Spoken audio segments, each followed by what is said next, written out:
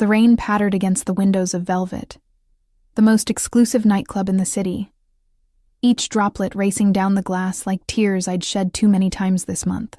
My reflection stared back at me. Hollow eyes rimmed with carefully applied eyeliner, lips painted crimson, blonde hair falling in loose waves around my shoulders. A stranger wearing my face. "You need to stop checking your phone, Eliza," Jen said, nudging my elbow and nearly causing me to spill my untouched martini. "He's not going to call." I slipped my phone back into my clutch, ignoring the painful twist in my chest. 3 weeks since Michael had walked out of our apartment with half our belongings and all of my dignity. 3 weeks of unanswered texts and sleepless nights. "I know," I whispered, more to convince myself than her. "I'm just checking the time." "Well, check this out instead." Jen nodded toward the VIP section. "Those guys have been watching us for the past 15 minutes. I followed her gaze to the elevated area cordoned off with velvet ropes. Through the haze of blue lighting and cigarette smoke, I caught a glimpse of 3 men in tailored suits. 2 were standing, vigilant and expressionless, while one sat with his back against plush leather, a glass of amber liquid cradled in long fingers. Not interested. I turned away, taking a small sip of my drink. "Eliza," Jen groaned. "The whole point of tonight was to get you out of your apartment. Michael was a jerk who cheated on you with his assistant. It's time to make him regret losing you." Make him regret losing me. The words settled into my chest, sparking something small and dangerous. Revenge had never been my style, but neither had getting my heart ripped out by someone I thought I'd marry someday. "Fine," I conceded, downing the rest of my martini in one burning gulp. "One dance, and then we can leave." We made our way to the dance floor, the bass thumping through the soles of my borrowed heels. Jen had insisted I wear her black dress. Too short, too tight, but perfect for someone attempting to forget themselves for a night. The fabric clung to my hips as I swayed to the music, letting it wash over me, pretending I was anywhere else but here. Then I felt it, a prickling sensation at the back of my neck, the uncomfortable awareness of being watched. I turned, scanning the crowd, and locked eyes with the man from the VIP section. Even from a distance, I could tell he was dangerously beautiful, sharp jawline, dark hair pushed back from his forehead, eyes that seemed to glow in the dim light. He didn't smile, didn't nod, just watched me with an intensity that made my skin flush. "Oh my God," Jen whispered, suddenly at my side. "Do you know who that is?" I shook my head, breaking eye contact and turning away. "That's Dante Russo." "As in, the Russo family." "As in, I don't care," I interrupted, suddenly desperate to leave. Something about his stare had left me feeling exposed, like he could see every broken piece I was trying to hide. "I think I'm ready to go home." "Are you insane? He's gorgeous, rich, and clearly interested in you, and clearly dangerous," I added, the words slipping out before I could stop it. I didn't know anything about him or his family, but something in my gut was screaming caution. "Just one drink," Jen pleaded. "One drink and then we'll leave." Before I could protest further, one of the men who had been standing in the VIP section appeared at our side, his presence causing the crowd to part like water. "Mr. Russo would like to invite you to join him," he said, voice low and expressionless. Not a request, a statement. Jen squeezed my arm hard enough to bruise. "We'd love to," she answered for us. I followed numbly as we were escorted up the steps to the VIP section, my heart hammering against my ribs. Up close, Dante Russo was even more intimidating. His suit was clearly bespoke, clinging to broad shoulders and a lean frame. A heavy watch glinted at his wrist, and a signet ring adorned his right hand. But it was his eyes that held me captive. Dark, intelligent, and completely unreadable. "Sit," he said, gesturing to the empty space beside him on the leather couch. I hesitated, but Jen gave me a small push forward. I perched on the edge of the seat, hyper-aware of the small distance between us. He smelled like expensive cologne, and something darker. Whiskey, perhaps, or danger. "What's your name?" His voice was deep, with the faintest hint of an accent I couldn't place. Eliza, I replied, resisting the urge to fidget under his scrutiny. Eliza, he repeated, as if tasting the syllables. Why do you look so sad, Eliza? The directness of his question startled me. I'm not sad. His lips curved into something too knowing to be a smile. Lying doesn't suit you. A waiter appeared with a bottle of champagne I was certain cost more than my monthly rent. I watched as bubbles rose to the surface of the glass placed in front of me, wishing I could disappear as easily. Thank you for the drink, but I was actually just leaving, I said, setting the untouched glass down. Stay. One word, spoken softly but with unmistakable command. I glanced around for Jen, only to find her chatting animatedly with one of Dante's associates several feet away, completely oblivious to my discomfort. I heard what your friend said, Dante continued, leaning slightly closer. About making someone regret losing you. Heat rushed to my cheeks. She was just trying to cheer me up. Was she wrong? I stared at my hands. No. Look at me, Eliza. I did, unable to resist the pull of his voice. Whoever he is, he's a fool, Dante said, his gaze traveling over my face with an intensity that made breathing difficult, and fools rarely recognize what they've lost until it's been taken by someone else. The implication in his words sent a shiver down my spine. This was dangerous. He was dangerous. And yet, I couldn't bring myself to walk away. You don't know anything about me, I whispered. I'd like to. He gestured to one of his men, who immediately approached. Paolo will drive you home tonight, whenever you're ready to leave. That's not necessary. I can call a cab. Dante's expression hardened almost imperceptibly. It wasn't a suggestion. I should have been offended by his presumption, but something in his tone made me think it was as much for my protection as it was a display of control. Still, I wasn't about to be ordered around by a stranger, no matter how intriguing. Thank you for the offer, but I came with my friend, and I'll leave with her. His eyes narrowed slightly, then he nodded once. As you wish. The evening progressed in a blur of champagne and stilted conversation. Jen was delighted by our sudden elevation to VIP status, while I remained on edge, constantly aware of Dante's presence beside me. He didn't speak much, but I felt his eyes following me whenever I shifted or reached for my drink. By midnight, the champagne had dulled my anxiety enough that I excused myself to use the restroom. The quiet of the hallway was a relief after the pounding music of the main floor. I leaned against the wall for a moment, closing my eyes and trying to make sense of the strange evening. Well, well. Look who's moved up in the world. My eyes snapped open at the familiar voice. Michael stood a few feet away, his expression a mixture of surprise and something darker. Beside him was a slender brunette, the assistant he'd left me for. Her arm wrapped possessively around his waist.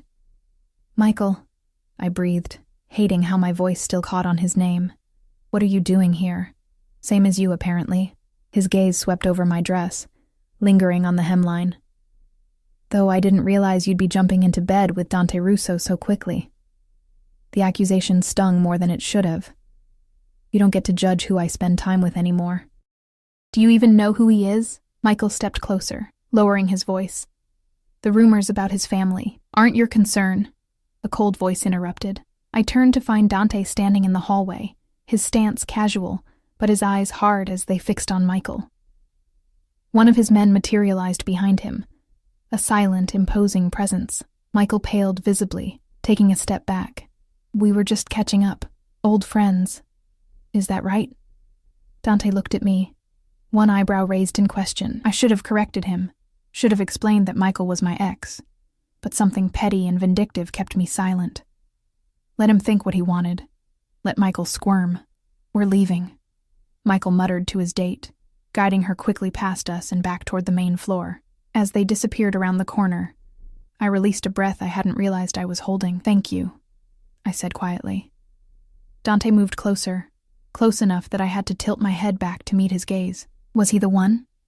I nodded, unable to speak past the lump in my throat.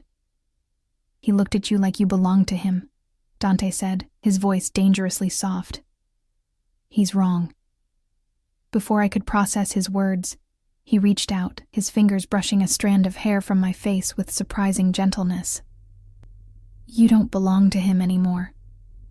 The implication hung in the air between us, Not a question, not quite a statement. Something more like a promise. Or a threat. "I should find Jen," I said, stepping away from his touch. "It's getting late." "Of course." He stepped back, giving me space. "But, Eliza..." I paused, looking back at him. "This isn't the last time we'll see each other." I returned to find Jen, buzzing with the encounter and eager to leave. As we gathered our things, I felt Dante watching me from across the room. I didn't look back as we exited the club, but I wasn't surprised to find a sleek black SUV waiting at the curb. The same man from earlier, Paolo, opened the door. "Mr. Russo insists." Jen squealed with delight at the prospect of a free ride home, but I hesitated, my instincts warring with my curiosity. "It's just a ride, Eliza," Jen whispered, already sliding into the luxurious interior. "Just a ride," I told myself as I followed her, but as the door closed behind us with a heavy thud, I couldn't shake the feeling that I had just stepped into something I wouldn't be able to walk away from so easily. What I didn't know then was that my innocent whisper in a nightclub had caught the attention of the most dangerous man in the city. A man who took what he wanted and never let go. A man who would soon make Michael's betrayal seem like a blessing in disguise. The next morning, I woke to sunlight streaming through curtains I'd forgotten to close and a pounding headache that matched the rhythm of my heartbeat. Memories of the previous night came flooding back in fragments: champagne bubbles, Michael's accusatory glare, and Dante Russo's intense stare that seemed to strip away every defense I'd built. "You don't belong to him anymore," his words echoed in my mind as I dragged myself to the kitchen for coffee, my bare feet cold against the hardwood floors of my small apartment. The place felt emptier since Michael had left, taking not just his belongings, but the future I'd foolishly planned around him. I was stirring cream into my coffee when my phone chimed with a text from Jen. "OMG, did you see the news? Your new boyfriend is trending." I frowned, typing back, "He's not my boyfriend. What news?" She sent a link to a local news article. The headline made my stomach drop. "Dante Russo takes control of family empire following father's retirement." I skimmed the article, my coffee growing cold beside me.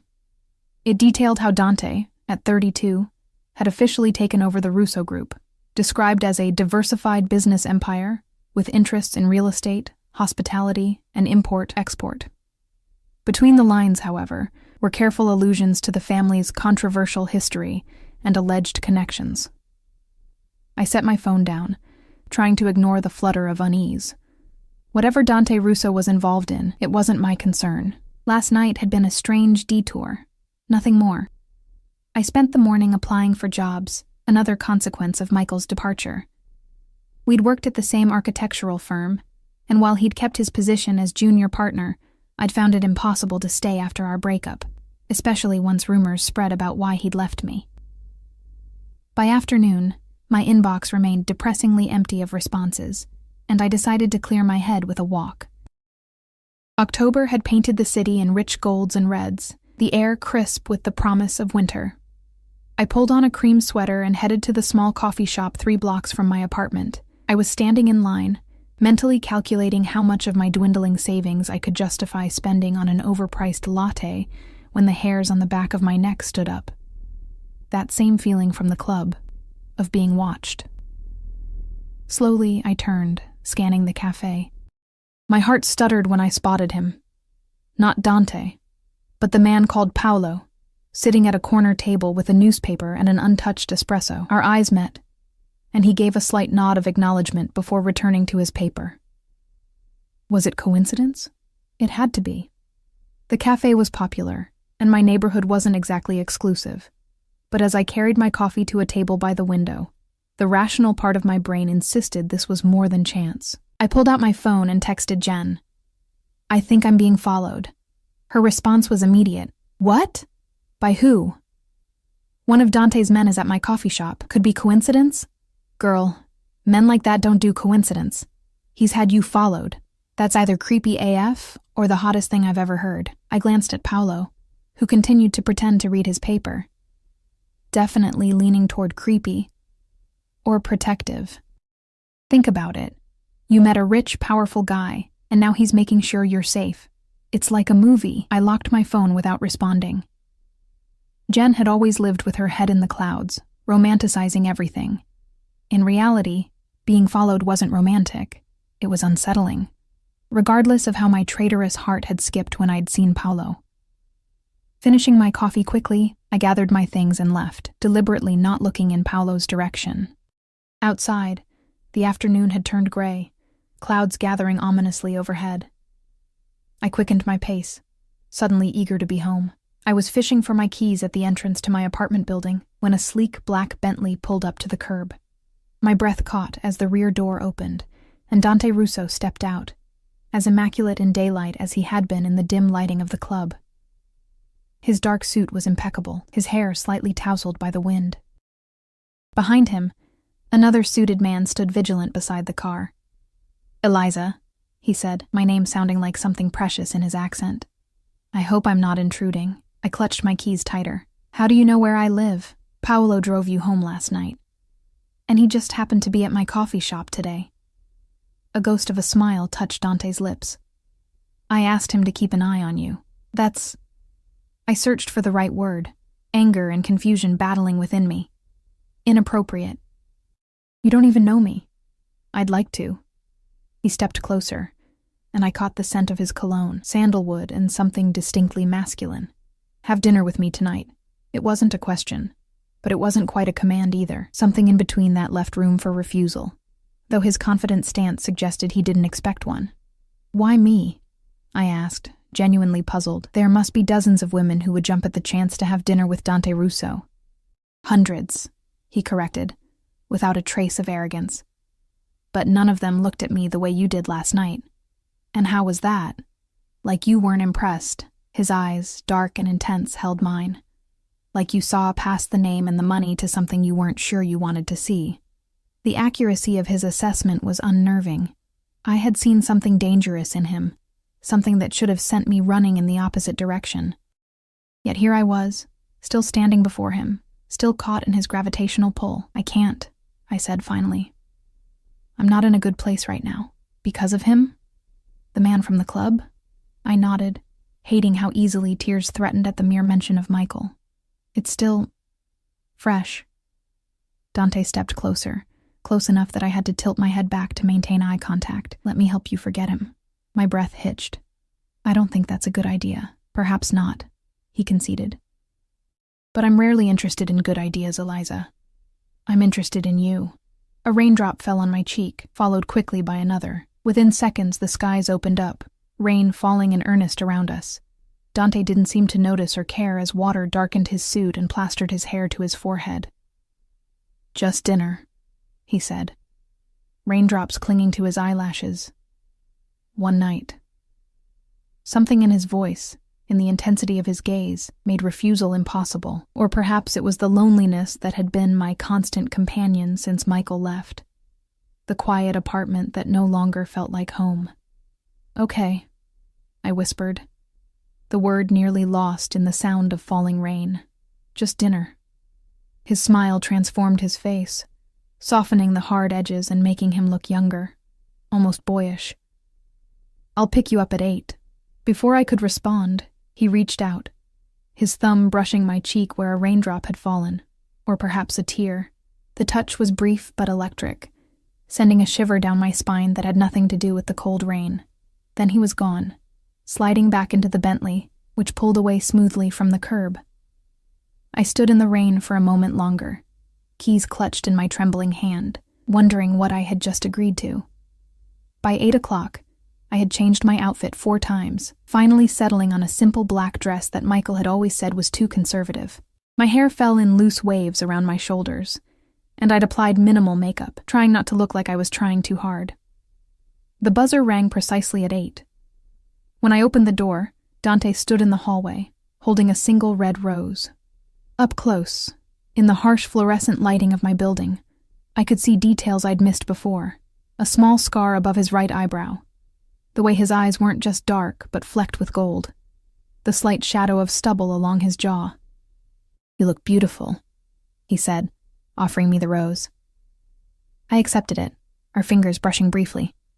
"Thank you. You look the same." He laughed, the sound rich and unexpected. "I'll take that as a compliment." Outside, the rain had stopped, leaving the streets glistening under streetlights. The same Bentley waited at the curb, Paolo holding the door open with an expressionless face. "Where are we going?" I asked as we settled into the leather seats. "Somewhere private," Dante replied, his eyes never leaving my face. "I want to hear your story without interruptions."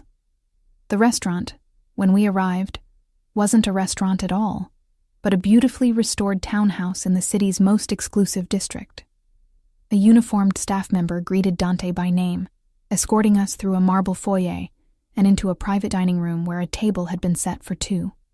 Crystal glasses caught the light from a chandelier overhead, and fresh flowers perfumed the air. "Do you own this place?" I asked as he pulled out my chair. "My family does." He took the seat across from me. "We keep it for special occasions." The implication that dinner with me constituted a special occasion wasn't lost on me. "You hardly know me," I said quietly. "I could be anyone, but you're not anyone, are you, Eliza?" His gaze was penetrating.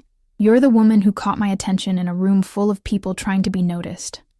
A server appeared with a bottle of wine, pouring 2 glasses before disappearing silently. Dante lifted his glass. "To new beginnings." I hesitated before raising mine.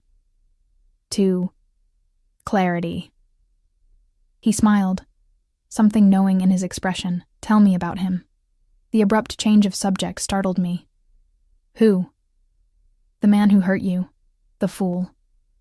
I set my glass down.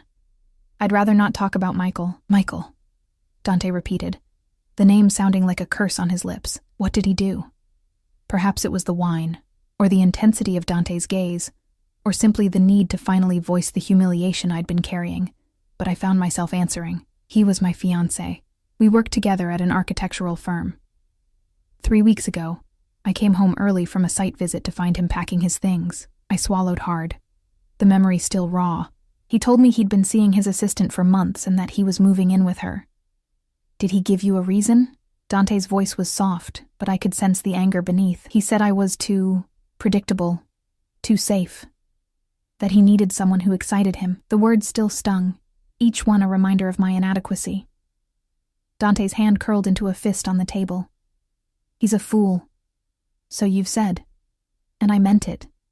He reached across the table, his fingers brushing mine. "There's nothing safe about you, Eliza. There's fire beneath that careful exterior. I saw it the moment I laid eyes on you." The server returned with the first course, saving me from having to respond. The meal progressed through exquisite dishes I couldn't name, each more delicious than the last. Dante directed the conversation away from Michael, asking instead about my work, my dreams, my childhood in a small town 3 hours from the city. I found myself relaxing as the evening wore on, drawn in by Dante's undivided attention and surprising wit. He spoke about his own childhood, the weight of family expectations, summers in Italy with his grandfather, the books that had shaped his worldview. He was educated, articulate, charming in a way that seemed at odds with the dangerous aura that surrounded him. Not once did he mention his family's business, or the retirement that had made headlines. When I carefully steered the conversation in that direction, he deflected with practiced ease. By dessert, a decadent chocolate creation that melted on my tongue, I had almost forgotten the circumstances that had brought us together, almost forgotten the way Paolo had followed me that afternoon, or the rumors about the Russo family that I'd skimmed in the news. "You're smiling," Dante observed, watching me over the rim of his glass. "It suits you." I set my fork down. I didn't expect to enjoy myself tonight. Because of who I am. The directness of the question caught me off guard. "Because of who I am," I corrected. "I'm not ready for whatever this is." "And what do you think this is?" His eyes never left mine, searching for something I wasn't sure I wanted him to find. "I don't know," I admitted. "But it feels complicated." "Life is complicated, Eliza. It's what makes it worth living." He leaned forward, his voice dropping to a near whisper. "I want to see you again." The intensity in his gaze made my heart race. "Dante, A discreet knock interrupted us. Paolo entered, bending to whisper something in Dante's ear. The transformation was immediate. Dante's expression hardened, the warmth in his eyes replaced by something cold and calculating. He nodded once, and Paolo retreated. I apologize, Dante said, his voice clipped. There's a matter I need to attend to. He stood, adjusting his cuffs with practiced precision. Paolo will see you home safely. Is everything okay? I asked, rising as well. Nothing for you to worry about. He moved around the table, closing the distance between us. Before I could react, he took my hand, raising it to his lips in a gesture that felt both old-fashioned and intimate. Thank you for tonight, Eliza. Then he was gone, leaving me with the lingering warmth of his lips on my skin and a growing sense that I had glimpsed only the surface of Dante Russo. Paolo drove me home in silence, the Bentley gliding through streets that seemed suddenly unfamiliar. At my door, he handed me a small velvet box. From Mr. Russo, he said, his voice betraying no emotion. Inside was a delicate silver bracelet, a small charm in the shape of a key dangling from it. There was no note, no explanation. As I closed my apartment door behind me, the emptiness seemed more pronounced than ever. I slipped the bracelet onto my wrist, the metal cool against my skin, and wondered what door that key was meant to unlock, and whether I was brave enough to find out. A week passed without word from Dante. The silver bracelet remained on my wrist, a constant reminder of our dinner and the questions it had left unanswered. I checked my phone more often than I cared to admit, caught between relief and disappointment each time the screen remained dark. Maybe he's just busy, Jen suggested over coffee at my apartment. Taking over a family empire has to involve some paperwork, right? I gave her a wry smile. Or maybe dinner was enough to satisfy his curiosity. She reached across the table, touching the bracelet. Men don't give jewelry to women they're done with. I pulled my hand away, uncomfortable with the weight her words carried. It was just a bracelet, Jen, not a diamond ring. A Bulgari bracelet, she corrected, having insisted on researching the design the moment I'd shown it to her. Worth more than my car, I sighed, rising to rinse my mug in the sink. It doesn't matter. It was one dinner. And now it's over. But even as I said the words, I knew they weren't entirely true. Something had shifted that night, awakening a part of me I'd thought died with Michael's betrayal. A part that craved connection, that wasn't afraid to want. That afternoon, I had an interview at a small design firm across town. I wore a navy blue blazer over a cream blouse, my hair pulled back in a neat ponytail. Professional, capable, everything I needed to be to restart my career. The silver bracelet was hidden beneath my sleeve, a secret talisman I couldn't bring myself to remove. The interview went well, the principal architect impressed with my portfolio and experience. As we shook hands, I felt a flutter of hope, the first tangible sign that my life was moving forward again. Emerging from the building, I blinked in the bright autumn sunlight, a smile tugging at my lips. The sidewalks were busy with late afternoon commuters, the air crisp with the promise of approaching winter. I decided to walk a few blocks before catching the subway, savoring the rare feeling of optimism. I was waiting at a crosswalk when a sleek black SUV pulled up beside me. The window rolled down smoothly, revealing Paolo's expressionless face. "Miss Parker," he said with a slight nod. "Mr. Russo would like to see you." My pulse quickened. Now? If it's convenient. Nothing about Paolo's tone suggested that inconvenience was an option, but I appreciated the pretense of choice. "I have plans," I lied, immediately wondering why I felt the need to create distance. Paolo's expression didn't change. "Mr. Russo thought you might say that. He asked me to give you this." He handed me a small envelope. Inside was a business card with an address handwritten on the back, along with a single line in elegant script, "Please." Just one word, but it carried the weight of something I couldn't quite name. Reluctance warred with curiosity, pride with a deeper, more insistent longing. "I'll meet him there," I said finally, tucking the card into my purse. "I need to go home first." Paolo nodded, seemingly unsurprised. "The car will be waiting whenever you're ready." At my apartment, I changed quickly, discarding my interview outfit for a simple black dress and low heels. I let my hair down, applied a touch of makeup, and stared at my reflection in the bathroom mirror. "What are you doing?" I whispered to myself, recognizing the dangerous territory I was entering. Dante Russo was not Michael. He was something far more complex, far more treacherous, yet I found myself back on the street, sliding into the waiting SUV, guided by something stronger than caution.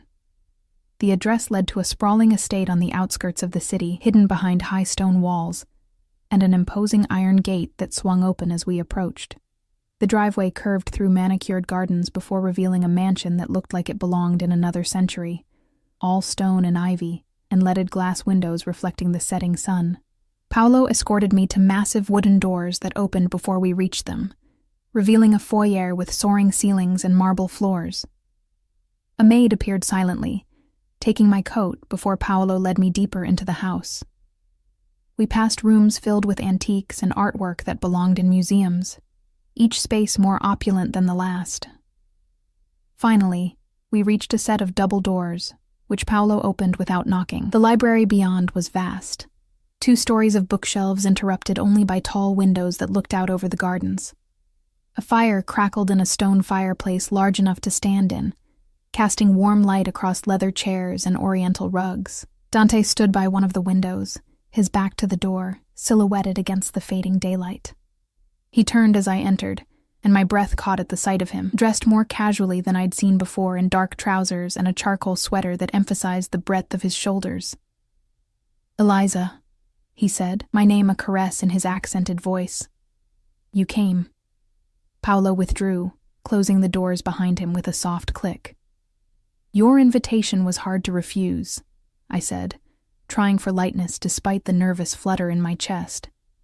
Dante crossed the room, stopping a careful distance away. "I've been away on business. I apologize for the silence." "You don't owe me explanations," I replied, more sharply than intended. A ghost of a smile touched his lips. "No, but I'd like to give them anyway." He gestured to a seating area near the fire. "Please." I settled into a leather chair that probably cost more than my apartment, hyper-aware of Dante taking the seat across from me. In the firelight, his features were softer, the dangerous edge I'd sensed at the club muted, but not entirely absent. "You look beautiful," he said quietly. "Did your interview go well?" I blinked in surprise. "How did you know about that?" "I make it my business to know things, Eliza." "That's not an answer." He considered me for a moment, his dark eyes unreadable. "No, it's not. Would you prefer honesty or comfort?" The question hung between us, weighted with implication. "Honesty," I said firmly. "I've had someone watching your apartment since the night we met." A chill ran through me despite the warmth of the fire. "Why?" "Initially, to ensure your safety. Then, because I couldn't stay away but had obligations that required my attention elsewhere." He leaned forward, elbows on his knees. "I don't apologize for it, but I understand if it makes you uncomfortable." "It should make me uncomfortable," I said, my voice barely above a whisper. "It should make me want to leave, but I'm still here." Something flickered in his eyes, triumph, perhaps, or satisfaction. "Yes, you are." A maid entered with a tray of wine and hors d'oeuvres, setting it on the table between us before departing silently. Dante poured 2 glasses, handing one to me, our fingers brushing in a touch that sent electricity up my arm. "You're wearing the bracelet," he observed, his gaze lingering on my wrist. I touched the silver chain with my free hand. I wasn't sure what it meant. "It means I was thinking of you." He took a sip of his wine, watching me over the rim of his glass. "The key is symbolic." "Of what?" "Of choices, Eliza. Doors that can be opened or left closed." The metaphor wasn't lost on me. "And which door does this key open?" "That depends entirely on you." The conversation shifted then, away from symbolism and surveillance to safer topics. Books we'd read, places we'd traveled, the architecture I'd studied in college. Dante was well-educated and articulate, his observations thoughtful, his questions probing without being invasive. As the evening progressed, I found myself relaxing into his company, drawn once again into the orbit of his attention. When he spoke about his passion for preserving historical buildings, his face animated with genuine enthusiasm, it was easy to forget the rumors about his family, the headlines about business interests that spoke of darker enterprises. After dinner in a dining room that could have hosted royalty, he suggested a walk through the gardens. The night air was cool, stars visible above where the city lights didn't reach. Lanterns illuminated stone pathways that wound through sculptured hedges and dormant flower beds. "This place is incredible," I said, my breath visible in the chill air. "How long has it been in your family?" "3 generations," Dante replied, walking close beside me. "My grandfather built it when he came to this country. A statement of ambition, I think." "And what's your ambition, Dante?" He stopped, turning to face me. In the dim light, his expression was serious, almost solemn. "Legacy, security, building something that lasts. Is that why you took over the family business?" His jaw tightened almost imperceptibly. "My father is unwell." The transition was necessary. I thought of the news article, the carefully worded statements about retirement. "I'm sorry. Is it serious?" "Serious enough." His tone discouraged further questions on that front. "But not why I asked you here tonight." "Why did you ask me here?" Instead of answering, he reached out, his fingers tracing the line of my jaw with feather-light precision. "You fascinate me, Eliza Parker. Your strength, your vulnerability. The way you look at me like you're trying to solve a puzzle." My heart raced at his touch. "And what if I don't like the solution I find?" "Then you walk away." His hand dropped to his side. "I told you, the key is symbolic. The choice is yours." But was it really? Standing in his garden, surrounded by his wealth and power, I felt the illusion of choice more keenly than actual freedom.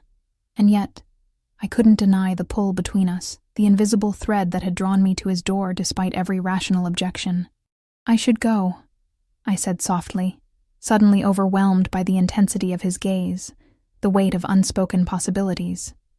He nodded, not arguing. "Paolo will drive you home." As we turned back toward the house, a figure emerged from the shadows. Another suited man, moving with urgent purpose. He whispered something in Dante's ear, too low for me to hear. The transformation was immediate and chilling. Dante's expression hardened, his posture straightening, power radiating from him in almost palpable waves. He gave a curt nod, and the man disappeared as quickly as he'd appeared. "I'm afraid something requires my attention," Dante said, his voice clipped, all warmth gone. "Paolo will see you out." Before I could respond, he took my hand, pressing a kiss to my knuckles that seemed at odds with the coldness that had overtaken him. "I'll call you tomorrow." Then he was striding away, leaving me alone in the garden with questions multiplying in my mind. The ride home was silent, Paolo as inscrutable as ever. I watched the city lights blur past the window, wondering what urgent business had called Dante away, and whether I truly wanted to know. True to his word, Dante called the next day. His voice through the phone was warm again, no trace of the steel I'd glimpsed in the garden. "Have dinner with me tonight," he said without preamble. "I can't," I replied, though part of me wanted to say yes. "I have plans with Jen. Tomorrow, then." I hesitated, caution warring with desire. "Dante, I'm not sure this is a good idea." "Because of Michael?" There was an edge to his voice at the name. "Because of who you are," I said honestly. "What your family does." A long pause. "And what do you think my family does, Eliza?" I closed my eyes, phone pressed to my ear. The news articles call it import, export, and hospitality, but there are implications, rumors, and you believe these rumors? I don't know what to believe. That's the problem. Another pause, longer this time. "Have lunch with me tomorrow, in public, somewhere you feel comfortable. Ask me anything you want, and I'll answer honestly." The offer was tempting, more than tempting. "Okay," I agreed finally, "but I choose the place." I suggested a small cafe near my apartment, deliberately picking somewhere far removed from Dante's world of luxury and power. To my surprise, he agreed without hesitation. When I arrived the next day, wearing jeans and a simple sweater, I half expected to find the cafe transformed, reserved for private use, staff replaced with his own people. Instead, it was business as usual. Students with laptops, mothers with strollers, the regular barista who knew my usual order. Dante was already there, seated at a corner table, looking somehow both out of place and perfectly at ease. He'd dressed down for the occasion, dark jeans and a cashmere sweater under a leather jacket, but still attracted curious glances from other patrons. No Paolo in sight. I noted as I approached, though I suspected security lurked nearby. Dante stood as I reached the table, that old-world courtesy I was beginning to expect from him. "Thank you for coming," he said, pulling out my chair. "Thank you for agreeing to meet here," I replied, settling across from him. "It feels more equal." A smile touched his lips. "Is that important to you? Equality? In relationships? Yes." "Is that what we have, Eliza? A relationship?" I felt heat rise to my cheeks. "I don't know what we have." "Neither do I," he admitted, surprising me with his candor. "But I'd like to find out." The server approached, and I ordered my usual tea while Dante requested an espresso. When we were alone again, I took a deep breath. "You said I could ask you anything." He nodded, his dark eyes steady on mine. I did. "What exactly does your family do, Dante?" "The truth." He didn't answer immediately, seeming to weigh his words carefully. "My grandfather came to this country with nothing. He built an empire through whatever means necessary in a time when legitimate opportunities were limited for immigrants like him. And now? Now we have legitimate businesses, real estate, restaurants, nightclubs, import, export. But yes, there are other interests as well. My father was old school, believed in certain traditions." His expression darkened. "I'm making changes." "What kind of changes?" "Moving away from the more problematic aspects of our operations, legitimizing everything." His gaze was intense, unwavering. "It's not an easy transition. There are those who resist change, who prefer my father's way of doing things." I swallowed hard. "Is that what you were handling last night? And at dinner last week?" A muscle ticked in his jaw. "Yes." "Does it involve violence?" "Sometimes," he admitted, his voice low. "Not by my choice, but sometimes it's unavoidable. I should have been repulsed, should have stood up and walked away. Instead, I found myself asking, 'Are you in danger?'" Something softened in his expression. "Are you concerned for me, Eliza? Just answer the question. There's always danger in my world, but I have good people around me." He reached across the table, his fingers brushing mine. "What I don't have is someone who sees me as more than my name, my family. Someone who asks questions instead of making assumptions." His touch was warm, electric. "Is that what you want from me? To see you?" "I want everything from you," he said simply. "But I'll start with that." The raw honesty in his voice left me breathless. This was dangerous territory, far more dangerous than I'd imagined when I'd whispered about making Michael regret losing me in a nightclub. "I have one more question," I said, my voice barely audible above the cafe's ambient noise. "Anything. Why me? Out of all the women you could have, why choose someone broken by an ordinary betrayal? Someone with no connections to your world?" Dante's fingers curled around mine, his grip gentle but firm.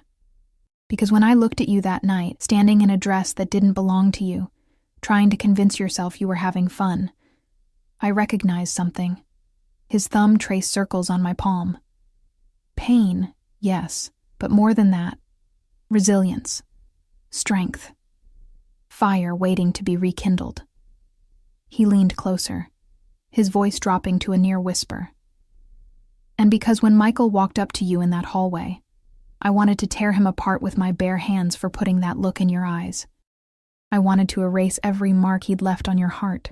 The intensity of his words should have frightened me. Instead, they ignited something deep inside, a spark of want so fierce it took my breath away. I can't promise you safety, Eliza," he continued, his eyes never leaving mine. "But I can promise that if you choose to open that door, to use that key, you will never feel invisible or unwanted again." In that moment, sitting in an ordinary cafe on an ordinary day, I felt the weight of a decision that would change everything. The rational part of my brain screamed caution, reminded me of all I'd read about the Russo family, all Dante had just admitted to. But another part, the part that had been shattered by Michael's betrayal, the part that craved to feel alive again, whispered that some doors were worth opening, regardless of what waited on the other side. "I need time," I said finally, "to think." He nodded, releasing my hand. "Take all the time you need. I'm not going anywhere." As I left the cafe, the silver bracelet caught the sunlight, the tiny key gleaming like a promise or a warning. 3 days passed without word from Dante. True to his promise, he was giving me time to think, though the silver bracelet on my wrist felt heavier with each passing hour, a constant reminder of the choice that loomed before me. I'd received an offer from the design firm I'd interviewed with, a lifeline back to normalcy and independence. I accepted immediately, grateful for the distraction of work and the promise of rebuilding my career. On my first day, I arrived early, coffee in hand, portfolio tucked under my arm. The office was modern but small, nothing like the prestigious firm I'd left behind, but it hummed with a creative energy that felt immediately welcoming. Eliza Parker? A woman with silver-streaked hair and tortoiseshell glasses approached, hand extended. "I'm Claire Matthews. We spoke on the phone. Welcome to Matthews Design." "Thank you for the opportunity," I said, shaking her hand.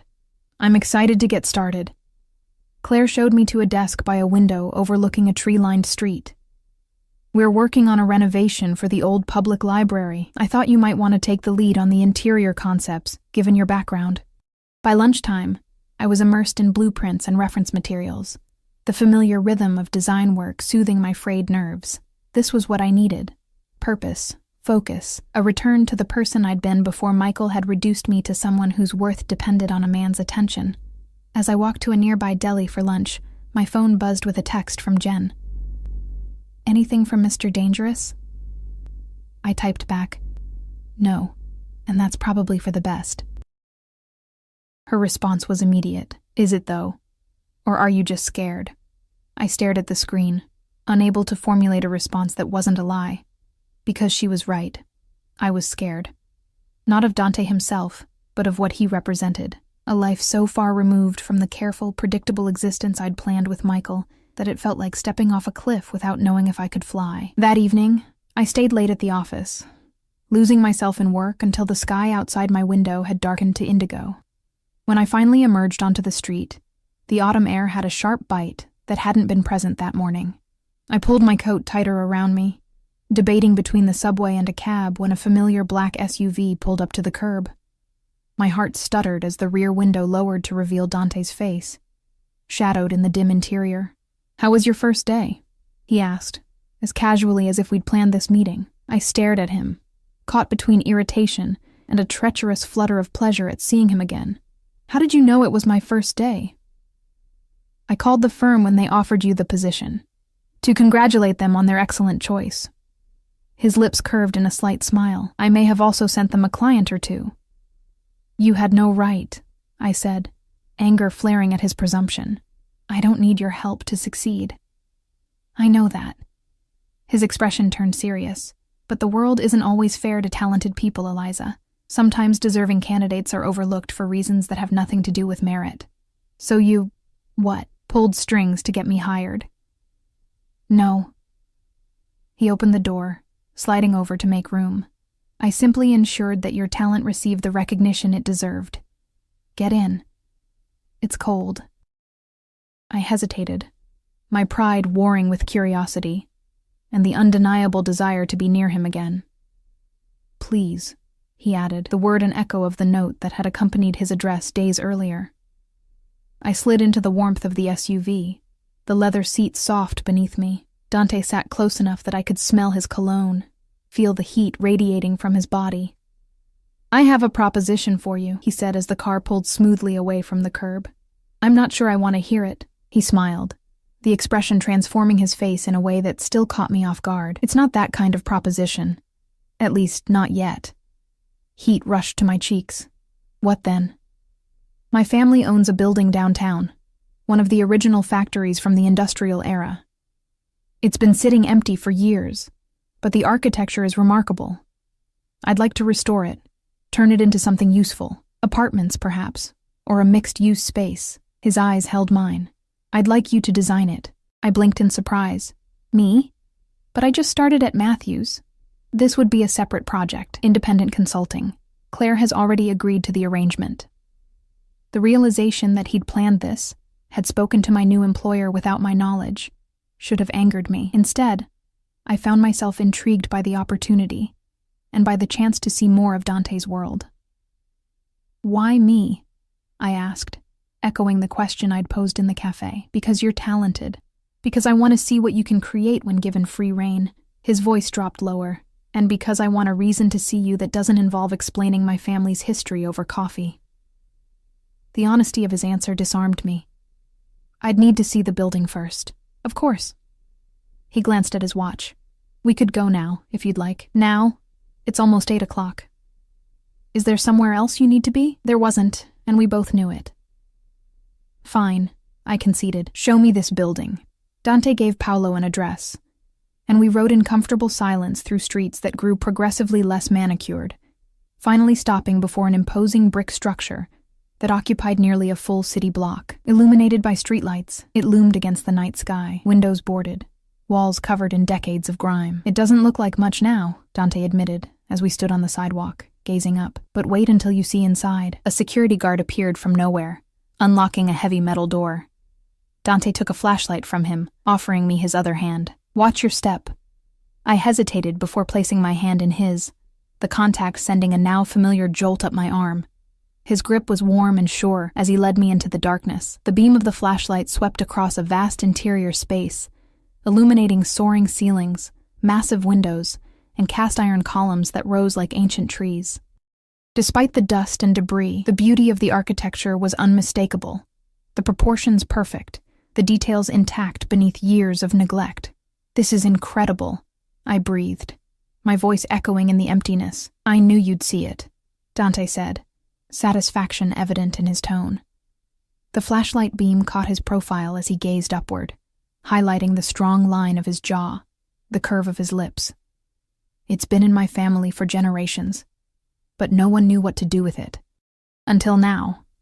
I moved further into the space, mind already racing with possibilities. Until you, he corrected, following close behind. We explored each floor, Dante telling me what he knew of the building's history as we climbed worn staircases and peered into rooms that had once housed machinery. His knowledge was impressive, his passion for preservation evident in the way he pointed out original details worth saving. On the top floor, massive windows looked out over the city skyline, lights twinkling like stars fallen to earth. The view alone is worth the restoration, I said, mesmerized by the panorama before us. I thought you might say that. Dante moved to stand beside me, our shoulders nearly touching as we gazed out at the city. So you'll take the project? I turned to face him, suddenly aware of how alone we were, how far from the world of ordinary concerns. Yes, I said quietly. I'll take it. His smile was slow, satisfied. Good. The air between us seemed to thicken, charged with possibility. Dante lifted a hand, brushing a strand of hair from my face with a gentleness that belied the strength I knew he possessed. Eliza, he said, my name almost a question. I knew what he was asking, what he had been asking since that first night at the club. The key around my wrist seemed to burn against my skin, a reminder of the door that stood before me, waiting to be unlocked. I'm afraid, I admitted, the words barely audible. Of me? His fingers traced the line of my jaw, feather-light, of myself, of what I might become if I let this happen. His eyes held mine, dark and fathomless in the dim light. And what might that be? Someone who doesn't recognize herself anymore? Someone who loses herself in your world? Or someone who finds herself? He countered, his thumb brushing my lower lip. Someone who discovers parts of herself she never knew existed. My breath caught at his touch. Your world is dangerous, Dante. Yes. He didn't deny it, didn't try to soften the truth. But I can keep you safe. Can you? I whispered, remembering the cold transformation I'd witnessed in the garden, the hints of violence beneath the surface. With my life, he promised. And I believed him. When his lips finally met mine, it felt inevitable, as though every moment since our first meeting had been leading to this. The kiss was gentle at first, almost questioning, but quickly deepened into something hungry and desperate.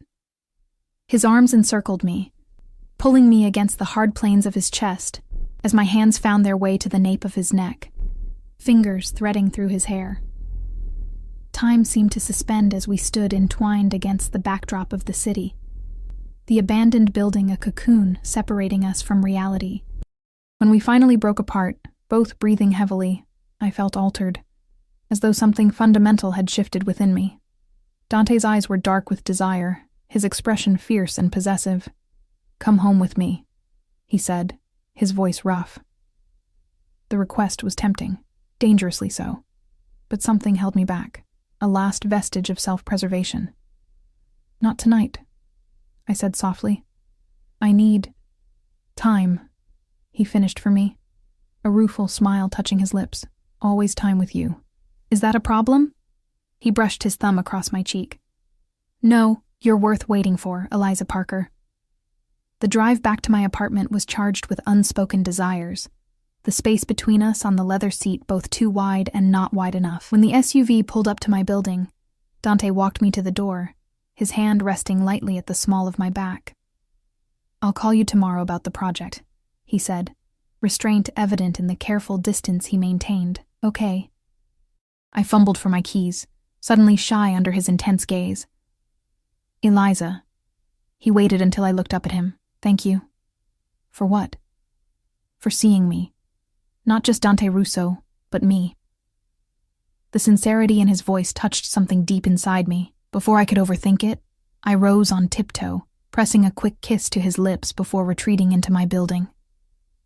That night, I dreamed of empty buildings filled with light, of keys and doors, and the feeling of falling with no fear of hitting the ground. The next morning brought a delivery, a sleek tablet with blueprints of the factory building already loaded, along with historical photographs and structural reports. The accompanying note was simple: to build something new, D. I spent the weekend immersed in research, sketching preliminary concepts between shifts at Matthew's Design. By Monday, my apartment was covered in drawings and material samples, my mind buzzing with possibilities. Dante called each evening, our conversations ranging from technical details of the project to personal histories we'd never shared with anyone else. He told me about growing up in the shadow of his father's reputation, about summers in Italy, with a grandfather who taught him to value tradition while embracing change. I shared stories of my small-town childhood, my parents' divorce, the scholarship that had brought me to the city, and the dreams that had kept me there. With each call, each shared confidence, the space between our worlds narrowed, though I knew it would never disappear entirely. A week after our kiss in the abandoned factory, Dante invited me to dinner at his estate. To discuss the project, he said. Though we both knew it was more than that, I accepted, the decision easier than it should have been. Paolo picked me up at 7, driving me through the iron gates that no longer seemed quite so imposing. This time, Dante met me at the door himself, taking my coat with a familiarity that sent warmth coursing through me. "I thought we'd eat in the conservatory," he said, leading me through the mansion to a glass structure attached to the rear. Inside, tropical plants created a lush garden around a small table set for 2. Overhead, stars shone through the glass ceiling, more visible here away from the city's glow. "This is beautiful," I said, accepting the glass of wine he offered. It was my mother's favorite room. A shadow crossed his face. She died when I was 10. I touched his arm gently. "I'm sorry." He covered my hand with his. It was a long time ago. Dinner was served by a staff that appeared and disappeared with practiced discretion. The food was exquisite, the wine perfectly paired, but it was Dante's undivided attention that made the evening extraordinary. He listened as I explained my vision for the factory building, asking insightful questions that helped refine my ideas. "You're remarkable," he said as we lingered over dessert. "The way you see potential where others see only decay. Isn't that what you do too?" I asked. "See something worth saving in the things your family built, even if the methods were questionable?" A slow smile spread across his face. "Perhaps we're not so different after all." "Perhaps not," I agreed, the realization both surprising and comforting. After dinner, he gave me a proper tour of the estate, the art collection his grandfather had started, the library where generations of Russos had studied, the music room with its grand piano that Dante admitted he played, though not as well as I should, given the lessons I endured. We ended in a sitting room off the main bedroom, a more intimate space than the formal rooms downstairs. A fire crackled in the hearth, casting golden light across rich furnishings. "Would you like a drink?" Dante asked, moving to a bar cart in the corner. "No," I said softly. "I don't want anything to blur tonight." He set down the crystal decanter he'd picked up, turning to face me. The firelight caught the angles of his face, his eyes dark and intent. "What do you want, Eliza?" I moved toward him slowly, each step deliberate. The silver bracelet gleamed on my wrist, the key a reminder of the choice before me, a choice I realized I'd already made. "You," I answered simply. "I want you." Something fierce and primal flashed in his eyes before he closed the distance between us, gathering me into his arms with a hunger that matched my own. His kiss was possessive, claiming, his hands moving over me as if memorizing every curve. "Are you sure?" he whispered against my lips, restraint evident in the tension of his body. In answer, I reached for the buttons of his shirt, my fingers steady despite the pounding of my heart. "I'm sure." His control seemed to snap at my words. He lifted me effortlessly, carrying me through to the bedroom beyond, where he laid me on a bed draped in silk the color of midnight. What followed was a revelation. Dante's body hard and perfect above mine, his hands alternately gentle and demanding as they explored every inch of me. He whispered my name like a prayer, like something precious, as we moved together in the darkness. Afterward, lying in his arms with my head on his chest, I traced the lines of a scar that ran across his ribs, evidence of the danger that was never far from his world. "How did you get this?" I asked, my finger following the silvery mark. "A disagreement with a business associate," he said, his hand stroking my hair, "before I took over from my father." I propped myself up on one elbow, studying his face in the dim light. "Are there many more like it?" "A few." His expression was guarded. "Does that bother you?" "Yes," I admitted, "but not for the reason you think. I don't like the thought of you in danger." His features softened, something vulnerable passing across his face. "No one has worried about me in a very long time, Eliza. Well, someone should." I pressed a kiss to the scar, then to his lips. "Someone does."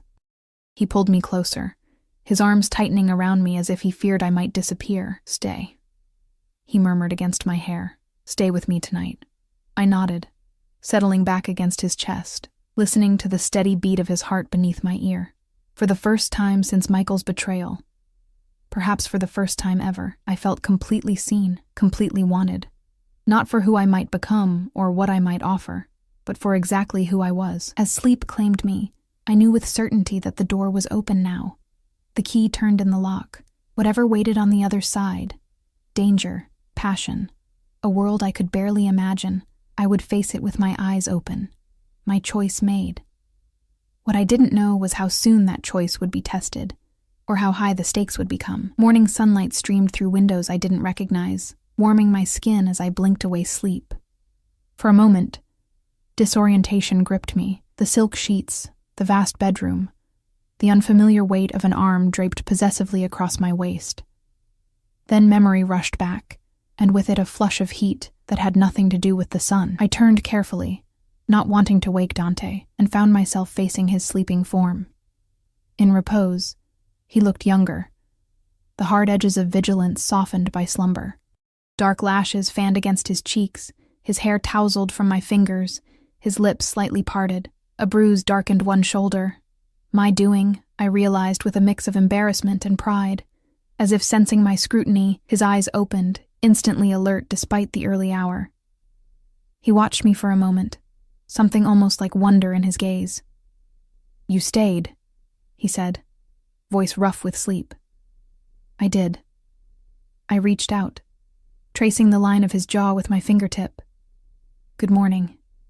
His answering smile was slow, intimate. He caught my hand, pressing a kiss to my palm that sent a shiver down my spine. The best morning. What followed was a leisurely rediscovery of each other's bodies, unhurried in the golden light of dawn. Afterward, wrapped in his silk robe, I stood on the balcony outside his bedroom, watching mist rise from the gardens below while Dante ordered breakfast. "You're thinking too hard," he said, joining me with a cup of coffee that he placed in my hands. "I can see it in your face," I accepted the coffee gratefully, the porcelain warm against my palms. Just processing. Regrets? His tone was casual, but I caught the tension beneath the question. No, I said honestly, meeting his gaze. Just wondering what happens now. He leaned against the balustrade, watching me over the rim of his own cup. What would you like to happen? The question was deceptively simple. What did I want? A return to my carefully ordered life seemed impossible now, like trying to fit back into clothes I'd outgrown. But diving headlong into Dante's world, with all its complexities and dangers, terrified me. I want balance, I said finally. My work, my independence, but also this. I gestured between us, whatever this is becoming. Dante set down his cup, closing the distance between us. His hand settled on my waist, warm and steady. This, he said softly, is everything, Eliza, but your independence is part of what draws me to you. I would never ask you to give that up. Relief washed through me at his understanding. Thank you. His lips brushed mine, a gentle promise. Just don't shut me out. The rest, we can figure out together. Breakfast arrived. A feast served on the balcony as the sun climbed higher in the autumn sky. We spoke of practical things, my work schedule, the factory project, a charity gala he was hosting the following weekend. You'll come, of course, he said, refilling my coffee cup. As my guest, the thought of appearing publicly at Dante's side, of stepping fully into his world, sent a flutter of anxiety through me. Will there be press? He nodded, understanding my concern. Some. But you won't be alone. I'll be with you every moment. I took a deep breath, pushing down the fear. Okay. I'll need a dress. Already taken care of. At my raised eyebrow, he added, a selection will be delivered to your apartment. Choose whatever you like. Dante, I began, a protest forming, but he silenced me with a look. Let me do this for you, Eliza. Not because you need it, but because it pleases me to give you beautiful things. Put that way, it was difficult to argue. Fine, but I'm paying for the alterations. He laughed, the sound rich and genuine. A compromise. I'm learning. Paolo drove me home later that morning, my body pleasantly sore, my mind oddly at peace despite the magnitude of the step I'd taken. At my apartment door, he handed me a small box, another gift from Dante. Inside was a delicate gold chain with a small, perfect key that matched the silver one on my bracelet. The note simply read, for safekeeping, D. The symbolism wasn't lost on me. I fastened the necklace around my throat, the key settling in the hollow between my collarbones like it belonged there. The week that followed developed a rhythm. Days spent at Matthew's design, evenings divided between work on the factory project and time with Dante. Sometimes he came to my apartment, seeming oddly at home in my modest space. Other nights, Paolo drove me to the estate, where we'd dine and talk and make love with an intensity that left me breathless. Dante was careful to keep certain aspects of his business separate from our time together, but occasionally I glimpsed the other side of his life. Hushed phone calls in Italian, men in suits arriving for tense meetings, the ever-present security that surrounded him. He never lied about the nature of his world, but neither did he burden me with details I might be safer not knowing. For my part, I was careful to maintain my independence, refusing his offer of a car and driver, insisting on paying my own bills despite his protests. You can buy me dinner, I told him firmly, but you don't get to buy me. Rather than being offended, he seemed to respect my boundaries, even as he systematically dismantled other defenses I'd built around my heart. The night of the gala arrived with a flutter of nerves I couldn't quite suppress. As promised, a selection of evening gowns had been delivered to my apartment, each more exquisite than the last. I chose a deep emerald silk that fell like water against my skin, simple but elegant, with a neckline that showcased the key necklace that I hadn't removed since Dante gave it to me. When he arrived to escort me, his appreciation was evident in the heat of his gaze.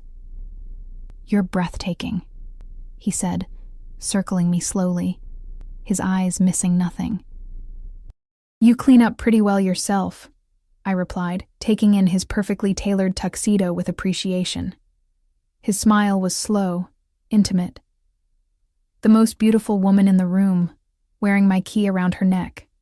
Every man there will envy me tonight. Is that why you invited me? As a trophy? I kept my tone light, teasing, though the question held a kernel of genuine concern. Dante's expression turned serious. No, Eliza. I invited you because even in a room full of people, I'm lonely without you now. The naked honesty in his voice silenced any further teasing.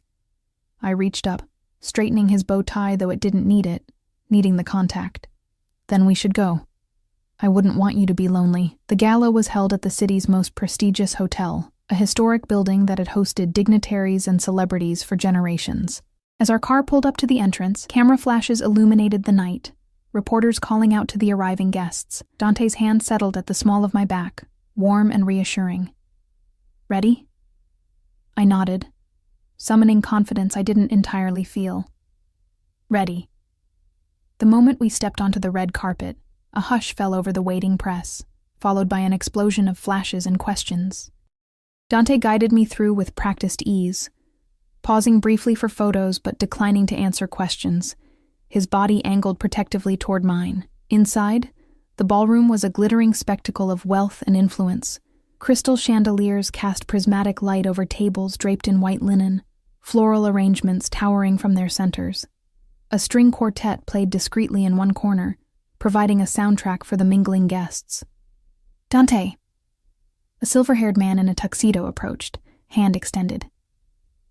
Good to see you, my boy. Senator Williams. Dante greeted him, shaking his hand firmly. May I introduce Eliza Parker? Eliza, Senator James Williams. I shook the offered hand, noting the politician's assessing gaze. A pleasure, Senator. The pleasure is mine, my dear. His eyes flicked to Dante, something knowing in his expression. I've known Dante since he was a boy. His father and I go way back. The senator has been a friend to my family for many years, Dante said, his tone revealing nothing of what that friendship might entail. And I hope to continue that relationship with the new generation, Williams replied, a weight to his words that suggested more than simple social connection. We should discuss that project we spoke about, Dante. Perhaps next week? My office will call yours, Dante said smoothly, a polite dismissal that the senator seemed to accept without offense. As Williams moved away, I felt Dante's hand tighten slightly at my waist. Politics, he murmured near my ear. Always a delicate dance. The evening continued in a blur of introductions. Business associates, society figures, other families with interests that seemed to mirror Dante's own. I smiled and shook hands, and tried to keep track of names and connections, all the while aware of Dante's constant presence at my side, his subtle guidance through the intricate social landscape. What struck me most was the respect he commanded, not fear, as I might have expected, but genuine deference. Even those who clearly viewed him as a rival approached with caution and courtesy. You've surprised them, Dante said, as we took a moment alone near one of the massive floral arrangements. How so? They expected someone different at my side, someone more decorative. I raised an eyebrow. And I'm not decorative enough? His laugh was low, intimate. You're exquisite, Eliza, but you're also intelligent, perceptive. He brushed a strand of hair from my face, his touch lingering. You notice things. That makes them nervous. Before I could respond, a commotion near the entrance caught our attention. Dante's posture changed instantly, tension radiating from him as his gaze fixed on the new arrivals. What is it? I asked, following his line of sight to a group of men in tuxedos, one older, white-haired, and distinguished, flanked by younger men who bore a familial resemblance. The Castellis, Dante said, his voice tight. They shouldn't be here. I recognized the name from news articles about rival business interests, though the specifics had been carefully vague. Are they competitors? Among other things. His jaw tightened as the elder Castelli spotted us and began making his way through the crowd. Stay close to me. Paolo and another security man appeared as if summoned, positioning themselves discreetly nearby as the Castellis approached. Dante Russo, the older man said, his accent heavier than Dante's, his smile not reaching his cold eyes. What a surprise to see you here. I didn't think charity was your family's strong suit. Antonio. Dante's voice was cordial, though I felt the tension in his body where his arm pressed against mine.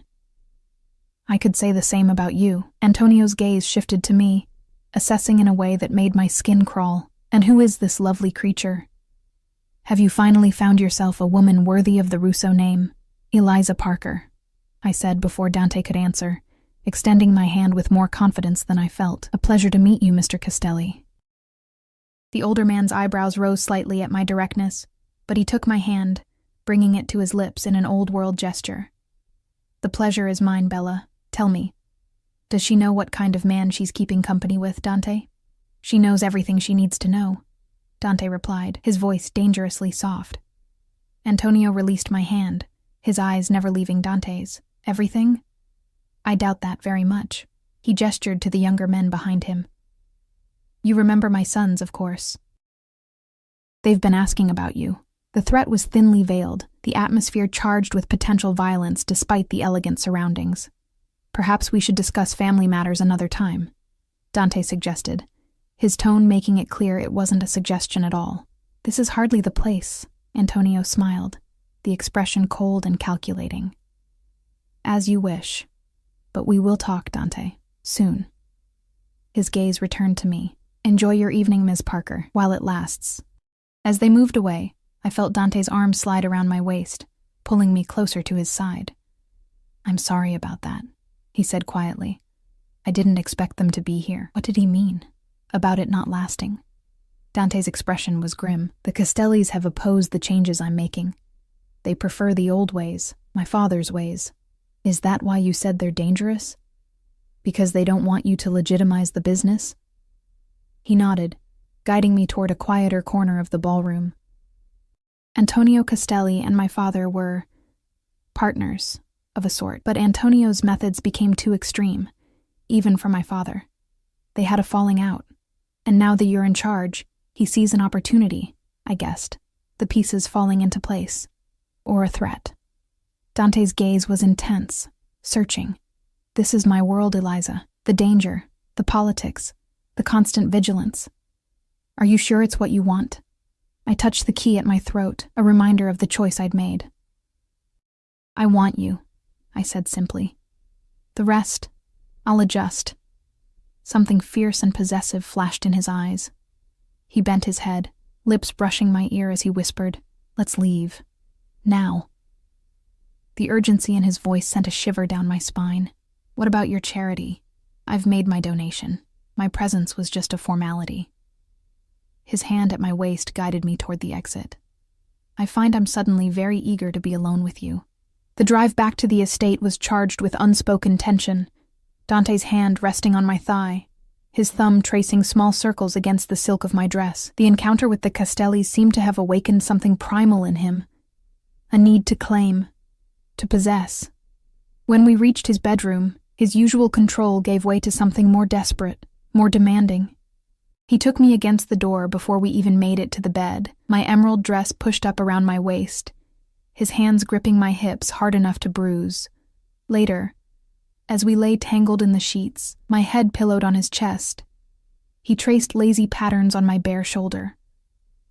I should apologize for my behavior, he murmured. I propped myself up on one elbow, studying his face in the dim light. Don't you dare. A smile tugged at his lips, though something somber lingered in his eyes. Seeing you with Antonio, it made me realize how easily you could be taken from me. The admission sent a chill through me. What do you mean? Dante sat up, the sheet pooling around his waist as he ran a hand through his tousled hair. The Castellis are dangerous, Eliza. More dangerous than I've let on. Because they want to keep the illegal operations going?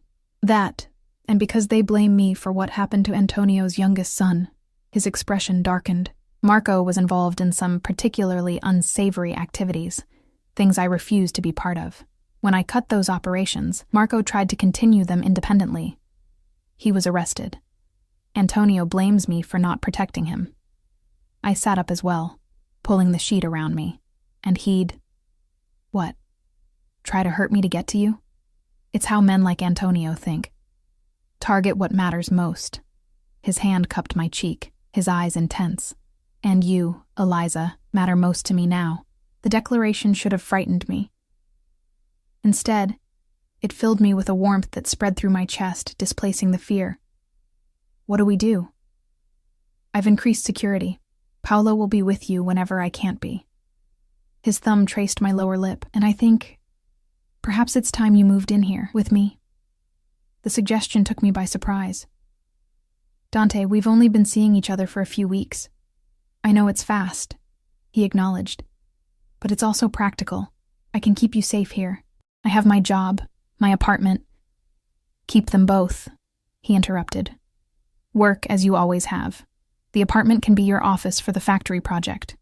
But come home to me at night, Eliza. Let me know you're safe. Home. The word resonated in a way I hadn't expected. Despite the grandeur of the estate, despite the world of difference between Dante's life and the one I'd planned with Michael, the idea of making a home with him felt surprisingly right. Okay, I said softly. I'll move in. But, I added, pressing a finger to his chest, I'm still paying my own rent. The apartment stays in my name. Relief washed over his features, followed by a smile that transformed his face, always negotiating Ms. Parker. Get used to it, Mr. Russo. I leaned in, pressing my lips to his in a seal of our agreement. The next week was a whirlwind of practical arrangements. I moved essential belongings to the estate while maintaining my apartment as planned. Dante installed a state-of-the-art security system in both places, and insisted on driving me to and from work himself whenever possible. If my colleagues at Matthews Design noticed the black SUV that dropped me off each morning, or the security man who occasionally accompanied me to site visits, they were too professional to comment. Claire merely raised an eyebrow when I explained my new living situation, her only remark a dry, "Well, that escalated quickly." The factory project progressed rapidly, my vision for the space taking shape in detailed renderings and material samples. Dante gave me complete creative freedom, his only stipulation that we preserve as much of the original architecture as possible, a condition I would have insisted on anyway.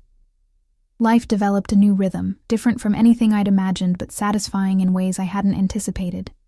Waking in Dante's arms each morning, sharing breakfast before heading to our separate responsibilities, evenings spent discussing our days, Dante increasingly willing to share the complexities of his world as I demonstrated my ability to understand without judgment. I learned more about the changes he was implementing.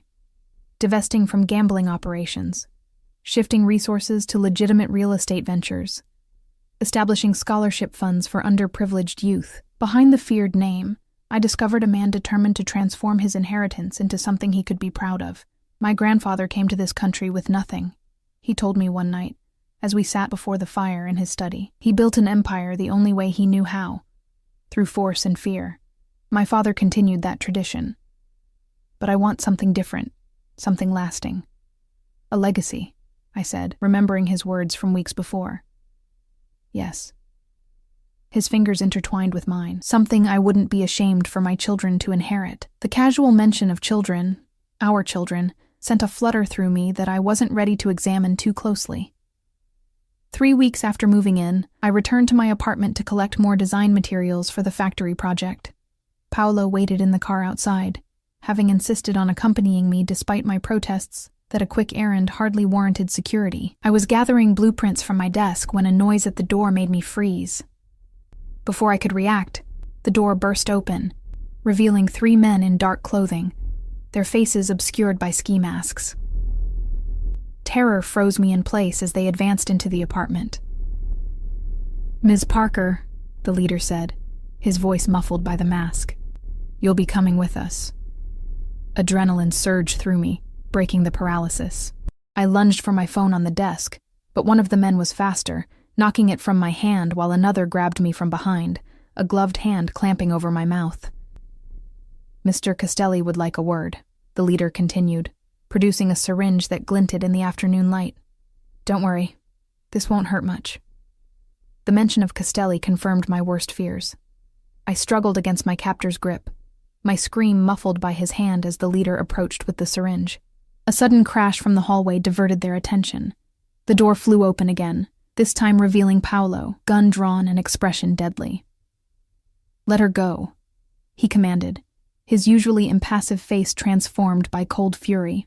The man holding me tightened his grip, using me as a shield. "Back off, or she gets hurt." What happened next was a blur of violence and noise.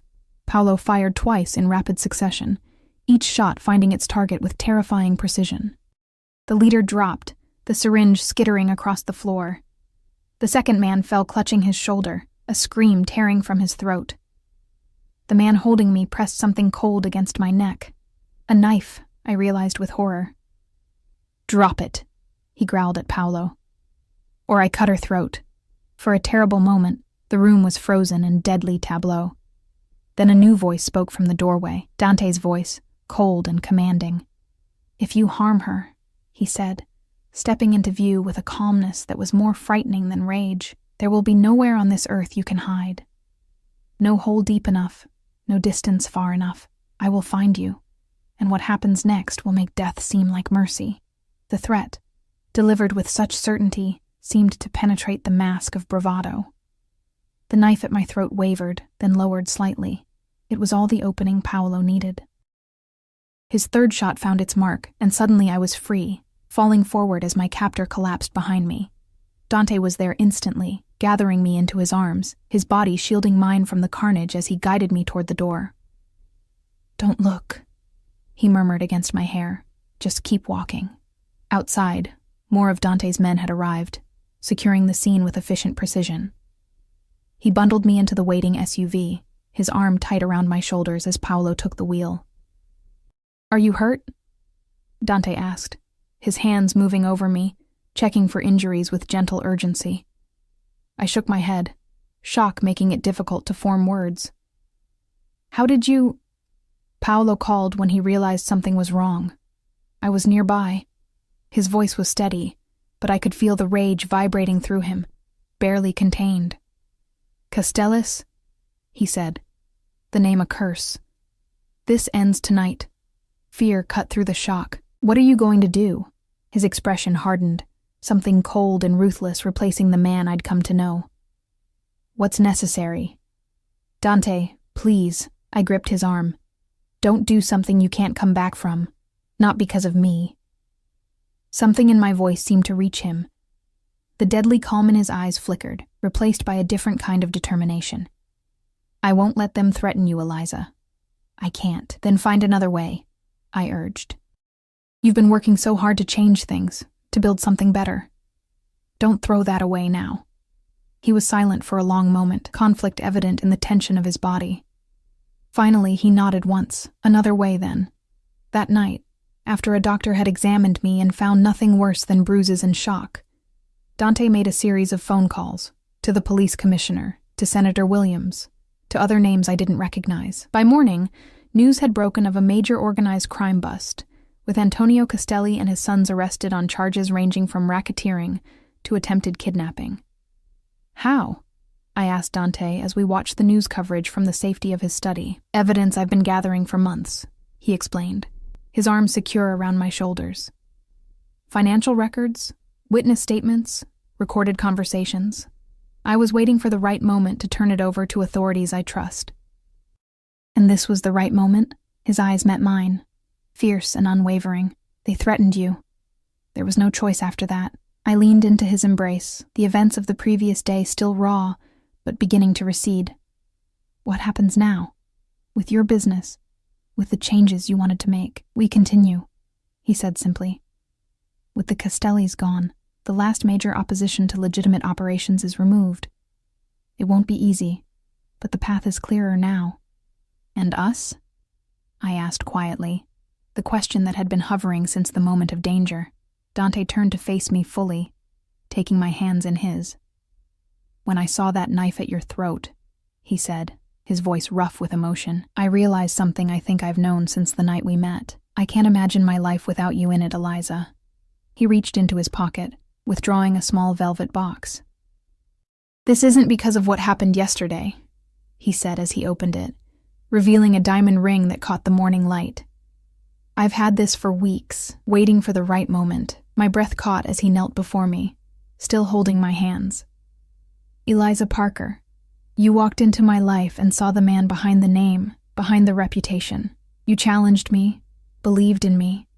made me want to be worthy of you. His dark eyes held mine, vulnerable in a way I'd rarely seen.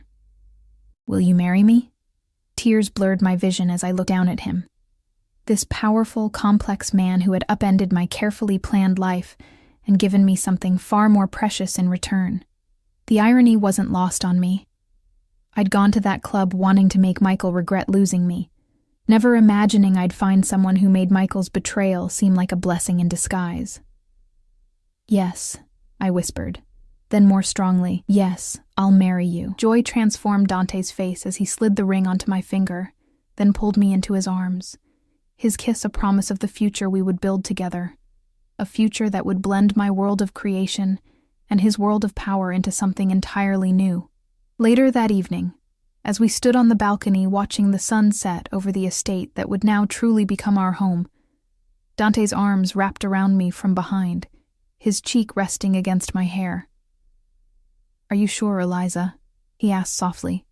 My world will never be entirely safe, entirely normal. I turned in his embrace, meeting his gaze steadily. I don't want normal, I told him, the truth of it resonating deep within me. I want you, all of you, exactly as you are. His smile was slow, tender in a way few people would ever see. And I want all of you, your strength, your vision, your unwavering heart. As his lips met mine, the silver bracelet and gold necklace caught the fading light. 2 keys, 2 doors that had led us to each other. Michael had been wrong about so many things, but most of all in thinking I was too predictable, too safe. With Dante, I had discovered depths of courage and passion I never knew I possessed. I had whispered, "Make him regret losing me," in a desperate attempt to reclaim my worth. Instead, I had found a man who never made me question it in the first place, a man who saw me, valued me, and would move heaven and earth to keep me safe at his side. The door was open now, the path before us uncharted but filled with possibility. Whatever challenges came, whatever shadows lingered from the past, we would face them together, the architect and the reformed crime boss, building a future neither of us could have imagined alone. And somewhere across the city, I knew with absolute certainty that Michael was indeed regretting his choice, though I no longer cared. I had found something far more precious than revenge. I had found home.